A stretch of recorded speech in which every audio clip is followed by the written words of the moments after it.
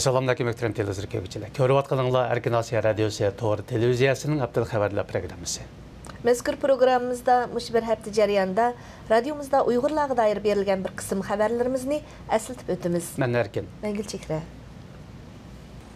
Yerlik hökumət ayrıları özü orunlaştırgan, aşar diyarlanğan Uyghur dehqan Samet Əbəyni davalatmay taşlab etken.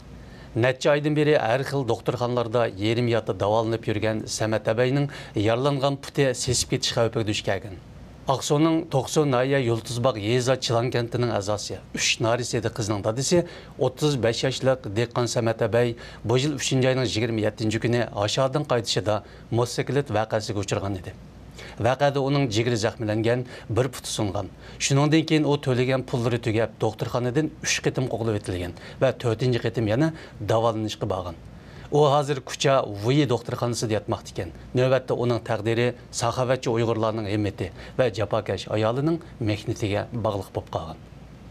Amerikadagi Uyg'ur kishilik huquq programmasining qo'shtil ma'arifi haqida e'lon qilgan yangi dokladida Uyg'urlarni assimilyatsiya qilishni maqsad qilgan bu siyosatning yo'shirin xatarlari ko'rsatilgan.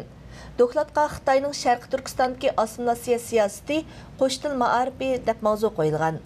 Dokladga qaraganda Xitoy hukumati Uyg'ur elida Xitoy tilini asos qilgan qo'shtil ma'arifi siyosatini nihoyat tez va keng ko'lamda umumlashtirib, Uyg'ur tilini ma'arifdan asosan siqib chiqarib bo'lgan. Dokladda mazkur ma'arifning Uyg'ur milliy kimligi, Uyg'urlarning ishga o'rinlashishiga keltirayotgan ziyni, bu sababli Uyg'ur o'quvchilari va o'qituvchilar uchrayotgan milliy kamsitish qatorliqlar bayon qilingan. Çarşamba günü Xitoy raisi Xi Jinping Jungodagi diniy guruhlarni chet elning ta'siridan xoli bo'lishga ogohlantirgan. Bu munosabat bilan biz ziyoratimizni qabul qilgan Xinjiang Islom instituti mudarrisi Qahar Damulla Xi Jinpingning so'ziga baho berishni rad qildi. U mundaq dedi: "Davlatning siyosatini biz toza bilib olmaymiz. Uningga davlat raisi o'zi baho bermasa, men baho berib olmayman." O öz məktubida siyasətinin keng ekanligini bəkirək ta'kidlagan bolsa-mu, lekin Xitoyning Uyg'urlarning soqol qo'yishi, hijab atishi va boshqa diniy faoliyatlar bilan erkin shug'ullanishiga qaratgan cheklash siyosatini yoqladi.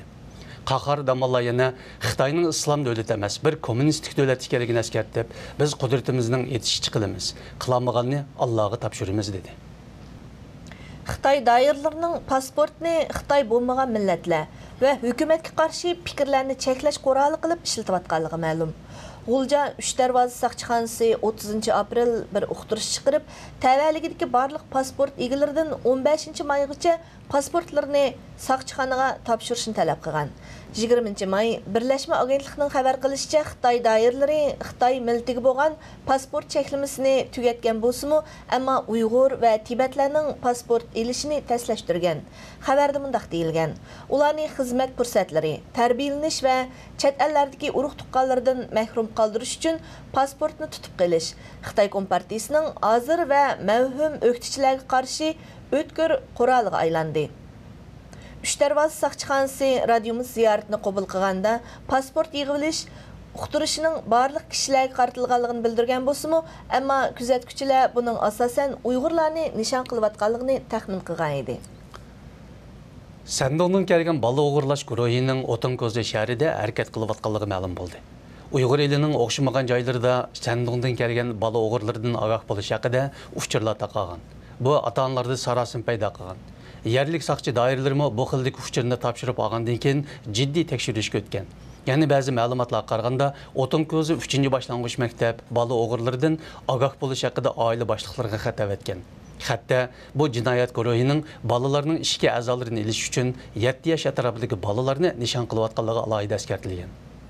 O'tinko'zi rayonlik jamoat xavfsizlik idorasining bir navbatchi saqchi xodimi ziyoratimizni qabul qilib, navbatda bu jinoyat guruhi ustida tekshirish olib berayotganligini, uning bosh oxiri aniqlanguncha ota-onalarning bolalarning bexatarligiga o'zi kapolatlik qilish kerakligini eskartdi. Ma'lum bo'lishicha, Xitoy turmushdagi Uyg'ur ziyolisi Ilhom To'xti Yevropa parlamentining Sakharov mukofotiga nomzodligi ko'rsatildi ekan. Bu yil 27 apreldan 30 aprelgacha Washingtonda chaqirilgan Fuqarolar kuchi tashkilotining yig'inida Ilhom To'xtini Sakharov mukofotiga nomzod ko'rsatish chaqirig'iga 100 dan ortiq odam imzo qo'ygan. Sakharov mukofoti yilda bir qitim tarqatiladigan mukofot bo'lib, Yevropa parlamentining eng oliy kishilik huquq mukofoti deb qaraldi. Öktiçi ziyali İlham To'xti 2014-yili 23 sentabr davlatni parchalashga urinish jinoyati bilan muddatsiz qamoqqa hukm qilingan. Xabarlarga qaraganda u shundan buyon urug' tuqqanlar bilanmi ko'rishtirilmagan. Muhtaram televizor ko'ruvchilar, yuqorida Erkin Osiyo radiosi to'g'ri televiziyasining haftalik xabarlar programmasini ko'rdinglar. Kelar hafta ko'rishaylik. Aman bo'linglar. Xayr xo'sh. Xayr xo'sh.